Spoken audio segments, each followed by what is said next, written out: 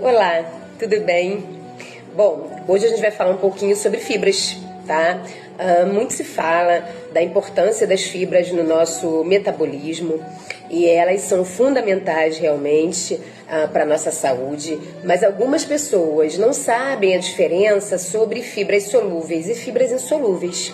Então, saber essa diferença é fundamental para aproveitar esses benefícios, tá? Porque realmente elas têm um papel fundamental, tá, no nosso organismo. Bom, eu vou deixar alguns exemplos aqui de fibras solúveis e fibras insolúveis, para que fique mais claro, para que fique melhor esse consumo e para que se saiba exatamente onde encontrar as solúveis e onde encontrar as insolúveis, tá bem? Bom, vamos lá. O que são fibras? Fibras são carboidratos que não são digeridos pelo intestino e todo o papel é feito ali no próprio intestino, tá? Fibras solúveis. Fibras solúveis, a exemplo, tá? Aveia, leguminosas, maçã, chia, linhaça, maçã com casca, tá? Eu vou deixar alguns exemplos aqui. Fibras solúveis são as fibras que elas são solúveis em água e quando elas chegam no intestino, elas formam um gel. Essas fibras, elas fermentam com as bactérias e quando elas fermentam, elas produzem um metabólito que são ácidos graxos de cadeia curta. Esses metabólitos são importantíssimos para a nossa saúde, tá? Eles vão melhorar a questão da desbiose intestinal, eles vão aumentar a quantidade de bactérias não nocivas, eles vão equilibrar o pH do intestino. Isso desfavorece o crescimento das bactérias que são nocivas, então isso é muito importante para a saúde do nosso intestino.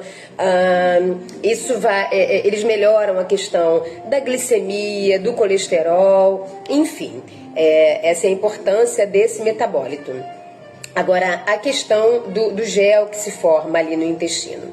Como eles são solúveis em água, eles formam esse gel no intestino. E quando alguns macronutrientes, como por exemplo, os lipídios, né, que são as gorduras que a gente consome, os carboidratos, quando eles chegam no intestino, esse gel ele vai atrasar a entrada desses macronutrientes na corrente sanguínea. Então, para um paciente diabético isso é importante, porque se eu tenho um gel ali que ele atrasa a entrada do carboidrato na corrente sanguínea, eu tenho uma melhora na questão da glicemia, né? Porque esse carboidrato chegando de forma lenta, eu não tenho pico de glicose na corrente sanguínea, tá? Para um paciente que tem um colesterol mais aumentado, eu tenho uma melhora disso também, né? Por conta dessa entrada que está sendo atrasada, né? Por conta desse gel. Além do que, esse colesterol, ele acaba se juntando ali naquele bolo. E o que não é importante para o intestino, para o nosso organismo, isso vai ser excretado pelas fezes, tá bem? Agora, a questão das fibras que são insolúveis, tá? Fibras insolúveis são fibras que não são solúveis em água. Então, a gente tem aí, a exemplo, cereais integrais, a gente tem vegetais, a gente tem o farelo de trigo, tá?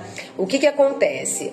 Como essas fibras não são solúveis, elas são insolúveis, então ela tem uma passagem quase que intacta pelo trato digestivo. Então, ela quando chega ali no intestino, ela vai aumentar o volume das fezes.